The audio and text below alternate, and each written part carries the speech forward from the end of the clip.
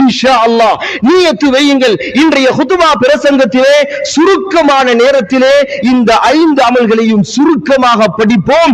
இன்ஷா அல்லாஹ் படிக்கக்கூடிய அமல்கள் யாருடைய வாழ்க்கையிலே இருக்கிறதோ அவர்கள் நியத்து வையுங்கள், நான் மௌத்து வரைக்கும் என் சந்தர்ப்பத்திலும் இந்த அமல்களை நான் விடமாட்டேன். யாருடைய வாழ்க்கையிலே சொல்லப்பட போகின்ற இந்த அமல்கள் இல்லையோ அவர்கள் இப்பொழுது நியத்து வையுங்கள், இன்ஷா அல்லாஹ் இன்றிலிருந்து இந்த அமல்களை என் வாழ்க்கையிலே நான் நடைமுறைப்படுத்துவேன், அமல் செய்வேன், மௌத்து வரைக்கும் அதை விடமாட்டேன். ஆம், முதலாவது அமல் இஸ்திக்ஃபார். இஸ்திக்ஃபார் இந்த உலகத்துடைய ஆகிரத்துடைய நலவுகளை இழுத்து கொண்டு வரக்கூடிய அபார சக்தியை அல்லாஹ் இஸ்திக்ஃபாருக்கு கொடுத்திருக்கிறார். நாங்கள் இன்று ஏதோ வாழ்க்கையிலே சிறிய சிறிய பாவங்கள் எங்களால் நடந்துவிடும். அந்த பாவங்களுக்கு இஸ்திக்ஃபார் செய்கிறோம். நாங்கள் நினைக்கிறோம் இஸ்திக்ஃபார் என்பது வெறுமனே பாவங்களை மன்னிக்கக்கூடிய சக்தி இஸ்திக்ஃபாருக்கு இருக்கிறது என்று. வெறுமனே இஸ்திக்ஃபார் பாவங்களை மாத்திரம் மன்னிப்பது கிடையாது. இஸ்திக்ஃபார் பாவ மன்னிப்பு இருக்கிறது, அது வாழ்க்கையிலே பரக்கத்தை இழுத்து கொண்டு வரும். அல்லாஹு அக்பர். வியப்பாக இருக்கிறதா? ஆச்சரியமாக இருக்கிறதா? அது என்ன இஸ்திக்ஃபாருக்கும் வியாபாரத்துக்கும், இஸ்திக்ஃபாருக்கும் பரக்கத்துக்கும், இஸ்திக்ஃபாருக்கும் மன நிம்மதிக்கும் எங்கே தொடர்பு இருக்கிறது என்று. ஆம், குர்ஆன் சொல்கிறது இந்த உண்மையை. ஹஸனுல் பஸ்ரி ரஹிமஹுல்லாஹ் மிகப்பெரிய ஒரு ஷரியா ஸ்காலர், மிகப்பெரிய ஒரு மார்க்க மேதை, பாட வகுப்பிலே இருக்கிறார்கள். ஒரு மனிதர் ஓடி வருகிறார், இமாம் அவர்களே, எங்களுடைய ஊரிலே மழை இல்லை, மழை இல்லாமல் நாங்கள் கஷ்டப்படுகிறோம், வெயிலுடைய அந்த உஷ்ணத்தின் காரணமாக நிலமெல்லாம் காய்ந்து வெடித்து போய்விட்டது. அல்லாஹ் வானத்தில் இருந்து மலையை பொழிய வைப்பதற்கு ஏதாவது ஸ்பெஷலான அமல் இருக்கிறதா? ஆம், இருக்கிறது. சொன்னார்கள், அதிகமாக இஸ்திக்ஃபார் செய்யுங்கள். அந்த மனிதர் அந்த உபதேசத்தை கேட்டார், திரும்பி போய்விட்டார்.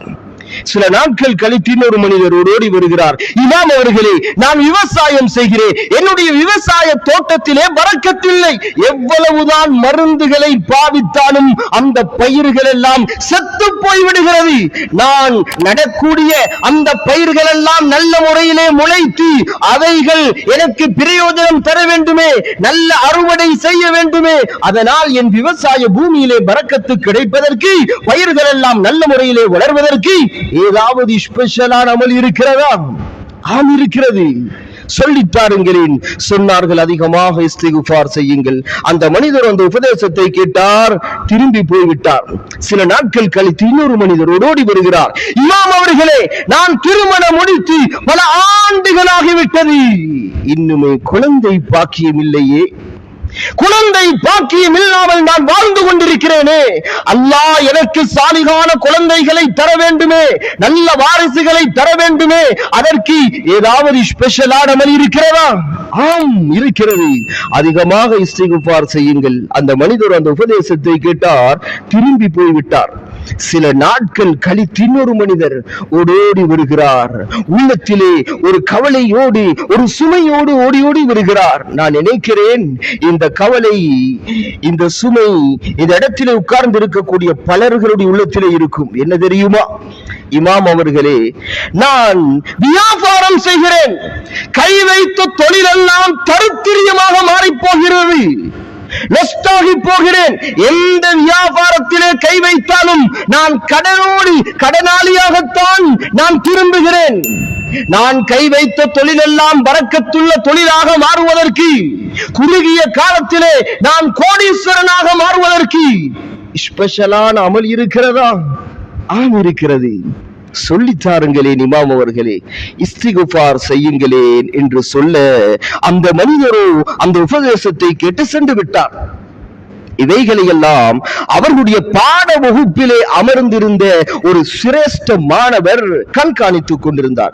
கேட்டார்கள் இமாம் அவரிடத்திலே, இமாம் அவர்களே, 4 மனிதர்கள் வந்தார்கள், 4 பிரச்சனைகளை சொன்னார்கள், 4 பிரச்சனைகளுக்கும் ஒரு தீர்வுதானே கொடுக்கப்பட்டது, 4 நோய்கள் சொல்லப்பட ஒரு மருந்து தானே கொடுக்கப்பட்டது, என்ன காரணம்? ஹஸனுல் பஸரி ரஹிமஹுல்லாஹ் சொன்னார்கள், இது என்னுடைய சொந்த கருத்தாக நான் சொல்லவில்லை.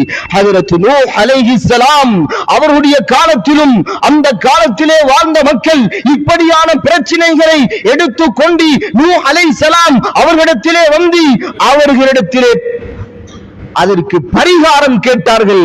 அந்த நேரத்திலே ஹஜ்ரத் நூஹ் அலைஹிஸ்ஸலாம் அவர்களுக்கு சொன்னவைகளை அல்லாஹ் குர்ஆனிலே சொல்கிறான், சூரத்து நூஹிலே சொல்கிறான், ஃபகுல்து அஸ்தக்ஃபிரு ரப்பக்கும் இன்னஹு கான கஃபாரா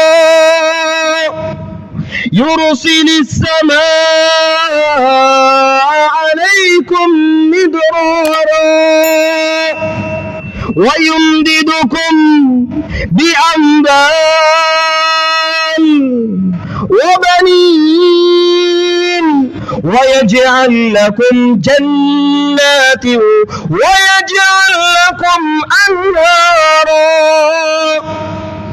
என் சமூகமே, அல்லாஹ்விடத்திலே நீங்கள் இஸ்திக்ஃபார் செய்யுங்கள், பாவ மன்னிப்பு கேளுங்கள். அல்லாஹ் உங்களுடைய பாவங்களை மன்னித்தருள்வான். உங்களுடைய விவசாய தோட்டத்துக்கு பரக்கத்து வேண்டுமா? குழந்தை பாக்கியத்தை அல்லாஹ் தர வேண்டுமா?